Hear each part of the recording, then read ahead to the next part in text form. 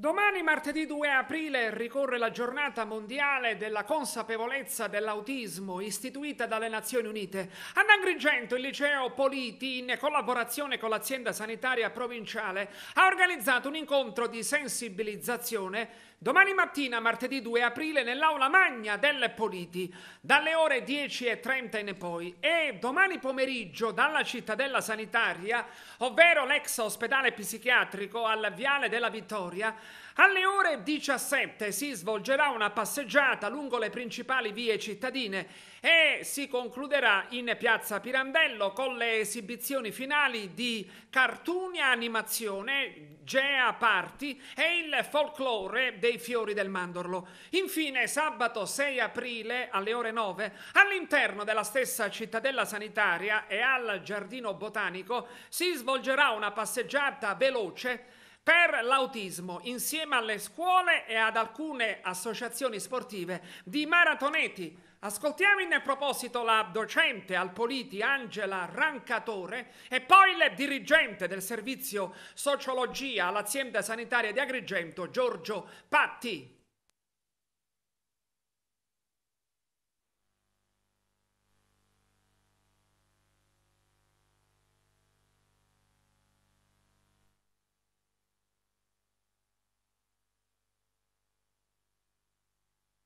La giornata mondiale di sensibilizzazione dell'autismo, così è stata riconosciuta dall'ONU nel 2007, e anche ad Agrigento abbiamo deciso di avviare una serie di iniziative nell'arco di tutta una settimana che serviranno a sensibilizzare e le scuole e l'opinione pubblica del territorio. Queste iniziative nascono dalla collaborazione tra una serie di associazioni che sono presenti sul territorio di Agrigento e si occupano di autismo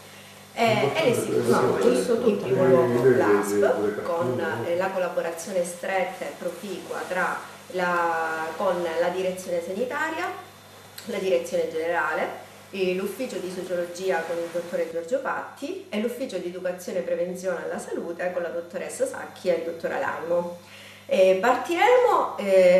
da un convegno, ma più che convegno vorrei chiamarlo un incontro dibattito in cui si parlerà del ruolo della scuola e quindi l'importanza dell'inclusione e dell'integrazione, perché è proprio lì che avviene il primo momento di inserimento nelle scuole degli alunni autistici. Il convegno vedrà gli interventi del dottore Patti, della dottoressa Sacchi, di me che sono lì nel duplice ruolo sia di docente ma anche di mamma di un adolescente autistico. E poi sarà presente una pedagogista che si occupa di riabilitazione nel settore dei bambini autistici, che è la dottoressa Laura Mendola.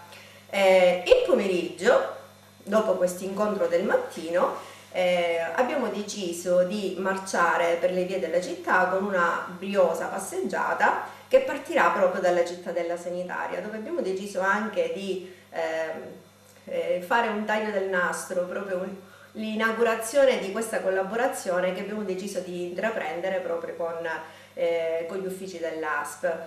Dalla cittadella sanitaria attraverseremo il Viale della Vittoria, le principali vie cittadine, e si concluderà a Piazza Pirandello, dal momento che la manifestazione ha anche il patrocinio del Comune di Agrigento, quindi lì terminerà tra le danze e il folklore di un gruppo folcloristico che ha deciso di sponsorizzarci, degli altri enti e delle altre associazioni che in pratica animeranno un po' tutto il corso della marcia. Infine l'ultimo evento sarà sabato 6 aprile, ancora una volta saranno protagoniste le scuole, perché è stato mandato un invito dall'ufficio educazione e prevenzione alla salute, un invito a tutte le scuole superiori di Agrigento, quindi le scuole che hanno risposto si ritroveranno unite in una passeggiata veloce che faremo all'interno della cittadella sanitaria. E per l'occasione il Libero Consorzio ci ha anche offerto la possibilità di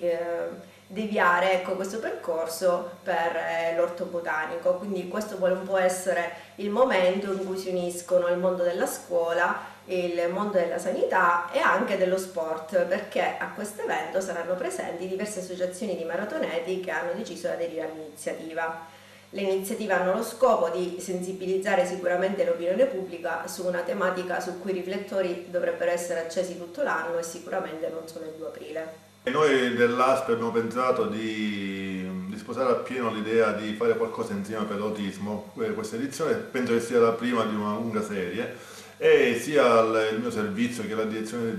sanitaria che la direzione del distretto col dottor Amico ha sposato appieno questa idea di sensibilizzare l'opinione pubblica per tutta la settimana. Come diciamo noi dell'ASP, l'obiettivo principale è quello della prevenzione, e in questo caso cerchiamo di fare prevenzione primaria e secondaria e di sensibilizzare l'opinione pubblica.